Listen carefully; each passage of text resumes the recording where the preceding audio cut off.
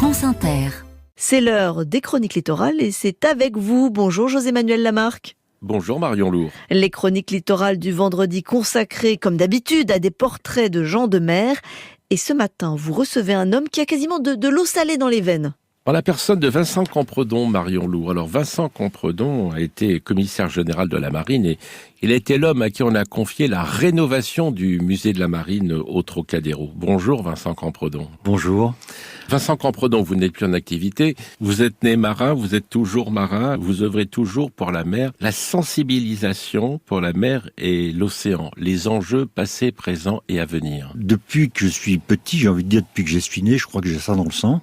Mon père était donc officier de marine, j'ai commencé à faire de la voile très jeune, j'ai commencé la régate aussi très jeune, je suis rentré dans la marine donc par le biais des commissaires de la marine, j'ai fait 3 tours du monde et donc la mer ne m'a jamais quitté, elle fait maintenant partie de moi. Je dis toujours que j'ai de l'eau salée dans les veines et finalement je combats, je milite pour la mer de différentes façons et surtout pour les jeunes générations, c'est leur monde demain. Je leur donne les clés finalement, les clés maritimes de leur monde de demain. Vous donnez ces clés par le biais de conférences, d'articles aussi. Vous défendez toujours ces enjeux maritimes. Ça reste mon combat à travers des conférences, à travers des clubs et des cercles parce que je les aide à construire des modèles pour, là aussi, sensibiliser le plus possible du monde. Je fais des conférences dans les universités, je fais des conférences dans des cercles. Là, j'étais dernièrement à Carteret pour passer le week-end avec... En Normandie. En Normandie, c'était à la table de Normandie, chez le frère de la côte.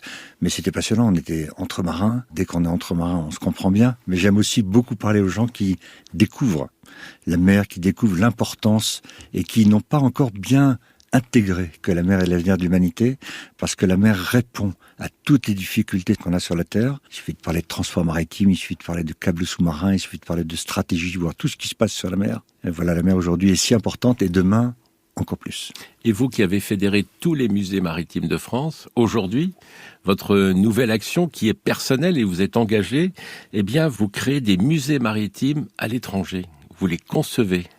Alors ça, c'est presque mon grand dada aussi aujourd'hui, parce que ça fait partie de mon action. Je me souviens, quand j'étais directeur du Musée national de la Marine, je m'étais dit, bon, on va déjà travailler avec les 6 musées de la Marine.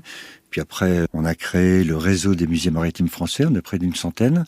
Après, ça a été l'Europe. J'ai parlé à la Commission européenne qui était très intéressée pour fédérer les musées, encore une fois, pour transmettre le message. Et puis, tant qu'on y était, et pourquoi pas, parler finalement du monde entier.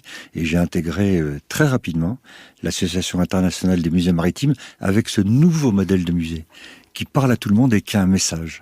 C'est pas seulement pour venir voir des objets.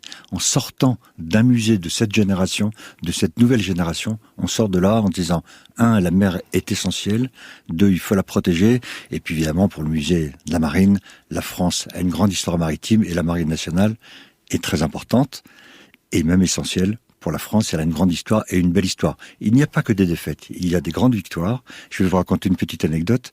Quand je suis arrivé en 2015 au musée, il n'y avait qu'un seul jeu pour enfants. Et ce jeu s'appelait Trafalgar. Bon, j'ai évidemment, au bout d'un mois, il a fallu le temps d'arriver.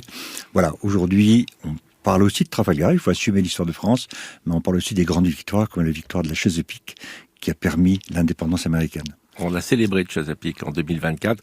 Vous donnez le goût de l'eau salée aux autres. Le goût de la mer. Oui. J'aime beaucoup cette formule parce que tous les Français ont besoin d'être sensibilisés à la mer. Parce que demain est aujourd'hui. Demain est aujourd'hui. Je me souviens avoir terminé le premier discours au musée en disant c'est demain et bien c'est aujourd'hui. Donc merci d'avoir repris la formule. Demain commence aujourd'hui. Merci à vous Vincent Campredon. Votre ouvrage, Le voyage en mer, est édité chez Grasset. Bonne journée Marion Lourd. Bonne journée José-Manuel Lamarque.